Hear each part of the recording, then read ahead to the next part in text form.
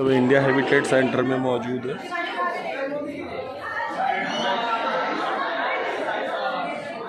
ये India habitat centre में पहल एनजीओ की टीम है। डॉक्टर जितेंद्र 5 सेकंड का एक 10 सेकंड का एक।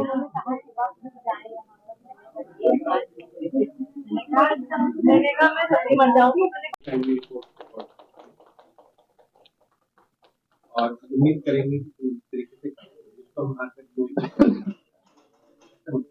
ये अवार्ड आपके जी थैंक यू। में है कनॉट प्लेस के एक बहुत जाने माने सेंटर के अंदर में मौजूद है। और मैं बता दूं पहल एनजीओ से जुड़ा हुआ वो आप विद्वान जन देख रहे हैं, बड़े बड़े अलग अलग हाई फाई इलाकों से आए हुए लोग हैं।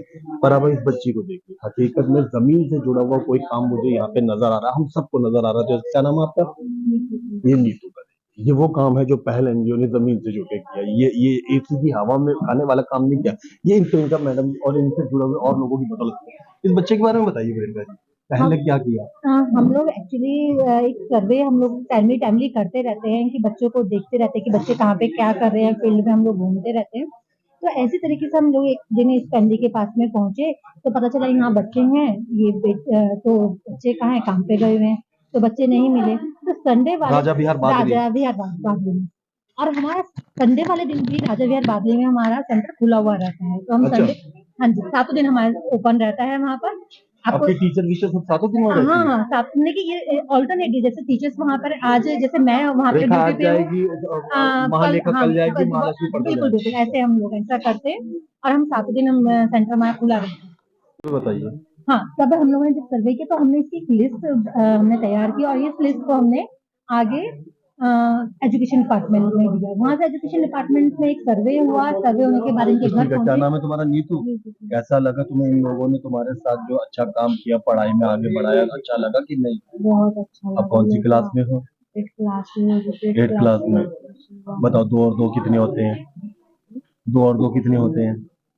2 + 2। 2 + 2 कितना होता है? क्या बात है, तुमने मैदान मार अब आप पूछिए क्या बनना चाहती हैं, इनका सपना देखिए। क्या बनना चाहती हो?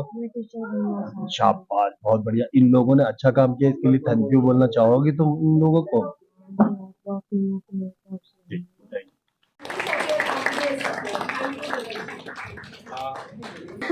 इस सपोर्ट से आपने मुझे यहाँ तक पहुँचाया है, यही मकाम। और कोई दूसरा जेबी का भी कोई मिले जरूर मदद करना, और मेरी भी करते हैं। बिना आपके मैं कुछ नहीं हूँ। सब चाय के लिए आमंत्रित हैं, चाय पीते हैं और चाय पे चर्चा करते हैं। उसके बाद जिस साथी को रुकना होगा फिर बैठ और चर्चा करेंगे। डॉक्टर जैन के साथ हम लोग फिर आगे की रणनीति बनाएंगे। Thank you sir, thank you all of you, thank you.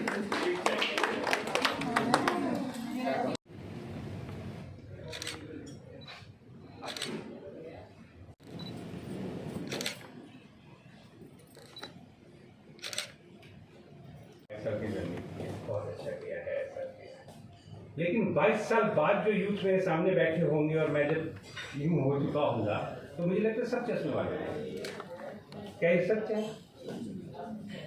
तो हम फौज में किसको ले जाएंगे, कहाँ से लाएंगे, काम करने वाले लोग कौन होगा, फिर रोबोट टेक्नोलॉजी आएगी, चीज़ें होंगी। तो हमें बहुत दूर तक सोचने की ज़रूरत है, ना कि सिर्फ इतनी सी बात है कि इससे क्या होगा, यहाँ फेंक तो दिया है। तो हमें अपने उस कितने को रोकना है, अपने आसपास। चाय दूर है, चाय तो पास में ही चलता रहेगा। बहुत साथी बहुत देर बाद आए, सेकेंड हाफ में आए, सुबह में भी आए। आप सबका बहुत बहुत शुक्रिया। आप लोगों ने इस एक सोच थी मेरी, मैं सोच रहा हूँ थोड़ा उस पर बात कर लेते हैं। मैं भी थोड़ा कुछ बता पाऊँ कि क्यों सोचा, क्या किया, सांस आस और दिल्ली क्या है। डॉक्टर साहब अब आप ही बता दो या मैं बताऊँ? हमारे प्रेसिडेंट हैं अनिल मिश्रा जी। एक दिन मैं उनके साथ बैठा हुआ था, आज वो किसी कारण, जैसे मैंने कहा कि अकादमिक तौर पे, आंकड़ों के तौर पे बहुत डेटा है, बहुत डेटा है। आप खोलने बैठेंगे, आप सुबह से शाम कर देंगे, जहाँ पल पल की आँच और जांच सारी चीज़ें मिल रही हैं। लेकिन आँच और सांस, ये सांस जो आनी है हमको, ये आँच जो हमें बनानी है, वो हम आप बातचीत करके निकालेंगे। तो मैं आगे आमंत्रित करती हूँ सुजीत जी को। सुजीत जी, हम बात करेंगे आगे जी। Thank you ma'am. जैसा कि आप सभी जानते हैं कि यह मुद्दा जो है, तो यदि आपकी उम्र 80 साल होगी तो घट के 69 साल आप जिएंगे। यदि 70 साल होगी तो आपकी उम्र 58 साल में आप मर जाएंगे।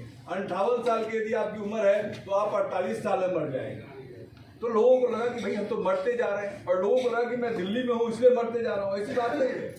यदि आप इलाहाबाद में भी है तो वहाँ भी आपकी 9 साल उम्र कम हो रही है। यदि आप पटना में भी हैं तो वहाँ भी आपकी 8 साल उम्र कम हो रही है, तो वहाँ भी कम हो रही है। और पानीपत में भी रह रहे हैं तो वहाँ भी कम हो रही है। तब अभी तक हमें भी लगता था कि भाई दिल्ली से बाहर चले जाएंगे, यमुना बिहार की तरफ रहेंगे या यमुना येड़ा सिटी बना है वहाँ रहेंगे तो कम से कम हमें जान बच जाएगी। ऐसा कुछ भी नहीं है। तो ये कहने की बात है कि इन्वायरमेंट की समस्या बड़ी चरम पर हो रही है। क्यों हो रही है कि एक तरफ तो हमारा इकोनॉमिक ग्रोथ हो रहा है और दूसरी तरफ क्या हो रहा है कि हमारी रिसोर्सेज स्कार्सिटी हो रही है। पूरा का पूरा गांव जो है शहर की ओर आ रहा है। लोग कहते हैं कि आज गांधी और मॉडर्न वर्ल्ड में डिबेट चल रहा है। गांधी ने कहा कि भारत जो है गांवों का देश है, लेकिन गांधी ने जब उस समय कहा था कि भारत गांवों का देश है, जब भारत गांव में रहता था, लेकिन जो 15 साल का आने वाला भारत है वो शहर में रहेगा। तो शहर में रहेगा तो शहर तो पूरा कोलैप्स कर रहा है, सिटीज कोलैप्स कर रही है। इसलिए था कि लोग पटेल ने कहा कि 565 देशी रियासत को हमने एक साथ इकट्ठा किया। लेकिन आज ये चर्चा हो रही है कि उतने ही राज्य यदि बनेंगे इस देश में तो जाके विकास जो होगा हर जगह होगा, विकास जो होगा हर जगह होगा।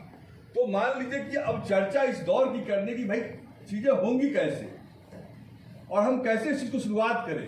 तो बार बार आपने एक चीज गौर किया होगा कि हमेशा एक सोच आती थी और हर कोई नेहरू की आलोचना करता है कि नेहरू जी ने ये किया कि भाई सब कुछ सेंटर से होगा। फिर 70 के बाद एक सोच आई कि नहीं डिसेंट्रलाइजेशन का दौर चलेगा। तो अब क्या है कि भाई किनका फोटो कब लगे कोई नहीं जानता, कौन सा वीडियो कब चले तो उसको डीप फेक करने लगा। तो एक नैरेटिव हुई, लोगों ने कहा विश्वास करना छोड़ दिया, लोगों ने मीडिया को देखना बंद कर दिया, कहा कि भाई पत्रकार कितना झूठ बोलते हैं कोई ठीक नहीं है। लोगों ने पत्रकारों को देखना बंद कर दिया, अल्टरनेटिव सोशल मीडिया आ गई। उसी प्रकार से जब वही राज इस बात को कह रहा है कि नहीं अब जो है हमें अपने आप को संभालना है पहले, और हम तो सोच इस बात को करते आ रहे हैं। जो हमारा विकसित भारत का नारा है वो तब जाके संकल्प ले पाए हम 47 में, तब हमें लगे कि सब चीज़ों से हम अब बहुत आगे बढ़ चुके हैं। यही उम्मीद करते हैं। थैंक यू सुजीत भाई। ओवर टू सफर। नहीं सर, ये जो आपने जो कहते हैं ना कि मनोबल बढ़ाया, और जो सर की जो शब्द है ना कि आप आगे बढ़े, हम कदम कदम साथ हैं। असल में ये सारे मिशन, चाहे वो मिशन तो कहता है अच्छा ठीक है, तो ज़्यादा पढ़ा लिखा टेक्नोक्रेट होने की वजह से मैं इसको हमेशा कहता भाई ये बना दे, ये डिजाइन कर दे, ये ऐसा कर दे, वो चीज़ें कर दे। कह रहा यार ये कोई काम है, कभी ऐसे ही चलता है करना। तो ये बहुत बड़ा सपोर्ट है, और ये सिर्फ यही नहीं है। और अब तो परिवार जब पूरा मिलता है तब जाकर समाज बदलता है, व्यक्ति एक से होता है। तो परिवार के सारे, चाहे वो मेरी पत्नी हो, मेरे पिताजी हो, सबका सपोर्ट अपनी जगह पे। लेकिन आपका ये सपोर्ट सराहनीय है और उम्मीद करेंगे आप हमेशा ऐसे बने रहें। जैसा मैंने कहा कि पहल जो है ना वो अपने आप में एक ऐसी मुहिम है जिसके अंदर चाहते और ना चाहते हुए धीरे धीरे एक दिमाग की फॉर्मेशन होती है समाज के लिए। जैसे मैंने कहा 100 से उठ के समाज के लिए जाना बहुत मुश्किल होता है। 100 पे